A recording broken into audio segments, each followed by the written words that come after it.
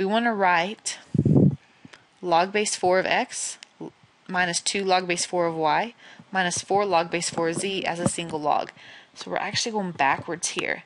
And the thing is, do you notice how every single one, it's always log 4, log 4, log 4. That's the key.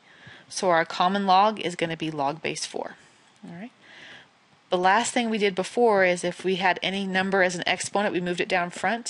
So let's do that first. Let's take any number in the front and move them back as exponents. So there's nothing in front of this first one, so we're just going to leave it as log base 4 of x minus, we're going to move the 2 up now. So log base 4 of y squared minus log base 4 of z to the 4th. Okay, now I'm going to write this all as a single log. So the single log is log base 4, and I'm going to do a big fraction because some of these are positive and some of these are negative. If your term is positive, what you're taking the log of is going to go to the top. If your term is negative, then what you're taking the log of is going to go to the denominator. And if several things go to the numerator or several things go to the denominator, you just multiply them together. And that's all you have to do. We can call that one problem done. It's a lot easier than example 3, but example 3 had to be in there just so you can get practice with it. Alright, let's go to example 5. Again, we're going to write all of this as a single log. Notice log 6, log 6, log 6. So that's going to be our common log. It's going to be log base 6. And the first thing we're going to do is anything in the front, let's move it back. So log base 6 of 81x to the 1/2 plus log base 6 of y squared minus log base 6 of 3 cubed. Okay, so let's write our log 6. I've got some positive terms, 2 of them, and a negative term, so I'm still going to form a fraction. Okay, the last term, which is 3 cubed, is the only negative one, so that's going to go to the denominator. The other two are positive. So 81x to the 1/2 is going to the numerator, and then times y squared. Remember, if you have multiples of them, they're actually just going to keep going to the, you're going to keep multiplying together as you throw them in the numerator or the denominator. And I guess if they, just in case the back of the book cleans this up, why don't we go and take one step and clean this up. 3 cubed is 3 times 9, 3 times 3 times 3, so 3, 9, 27. We can write that base as 27 if we want to. I guess the easiest way I can think of is with that 81x to the 1/2. I know the 1/2 is the square root power, and the square root of 81 is 9, so we can write that, but x still have to stay to the 1/2 because we haven't taken the square root of x yet. And then we have y squared. So I guess if we were going to clean this up, that's pretty much about as far as we can do. If we want to, reduce the 9 and the 27, we can even go that far and put a 2 there and a 3 there, but I'm not really seeing the problem do that. But really, if on your test, if you took me to that point right there, I'd be totally fine with that. Okay, let's go to example 6. You want to solve an equation now. The equation has log 6 of 5x plus 6 equals 3 minus log base 6 of x. Okay, now when we've done solving logs before, I always told you anytime you have an equation that has a log in it, if you want to solve, all you have to do is take it out of log form into exponential form. And we're going to do the same thing here. The only difference between those first problems and the last lesson and what we're doing here is the fact that we have more than one log. Well, anytime we have more than one log, first of all, before you take it out of any form, is group the logs together. So let's move this log over. We can write it as log 6 of 5x plus 6. Now it goes from a negative to a positive, so plus log 6 of x equals 3. And what I want to do is join these logs together. We have a property now. They're both log 6 and log 6. Okay, and I have a positive one here, I have a positive log here, so what that's telling me to do is I'm going to multiply the two parts together. So I'm going to multiply 5x plus 6 times x, and all of that equals 3. Okay, so two logs that have the common base, I can combine them together as one, and since they're separated with a plus sign, it means I multiply the two together that we're taking, what we're taking the log of. Okay, so clean this up just a little bit more.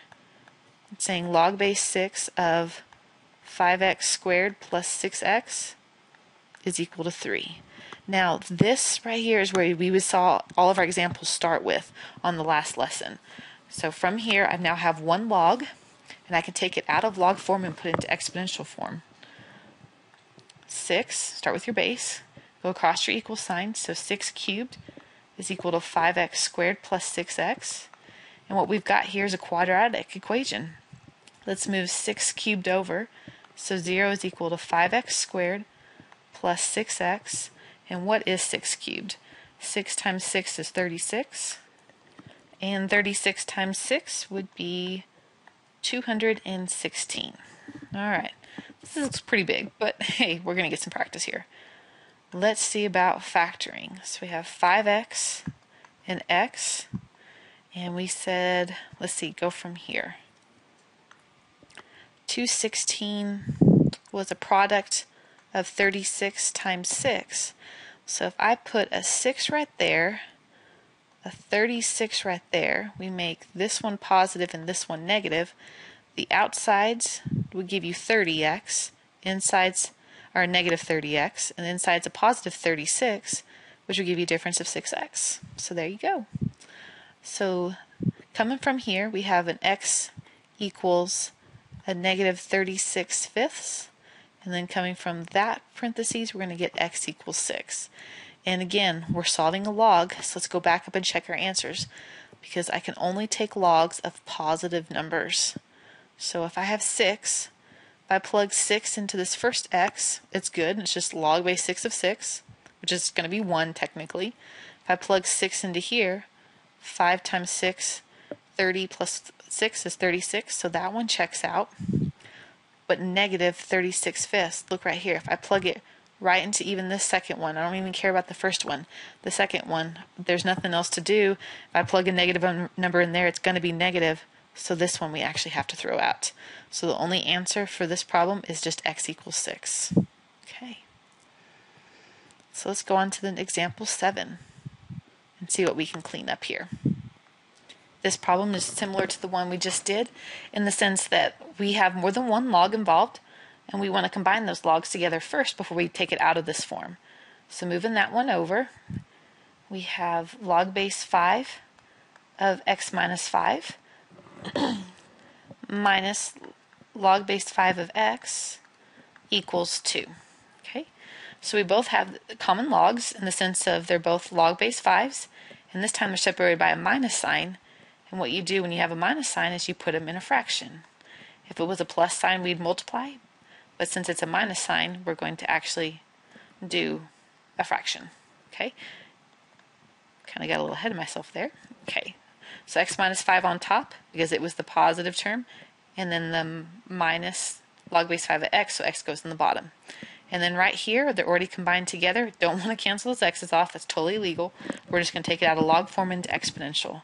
So start with your base, go across the equal sign, and then come back to set it equal to it. Okay, so 25 is equal to x minus 5 over x. If I want to get rid of this fraction on the right, what I would just basically do is let's multiply both sides by x. So 25x is equal to x minus 5. And I've got a basic, linear equation. Let's move that x over. 25 minus 1 would be 24x is equal to negative 5, and x is negative 5 over 24. So before we can check our answers, or before we go any further, let's go back and check. And I'm just going to go right here to this right side. If I plug a negative 5/24 over there, it's going to be negative, so it looks like we don't actually, in other words, there is no solution to this problem because we only found one, and the one after we were done checking didn't work out, so we have no solution. All right.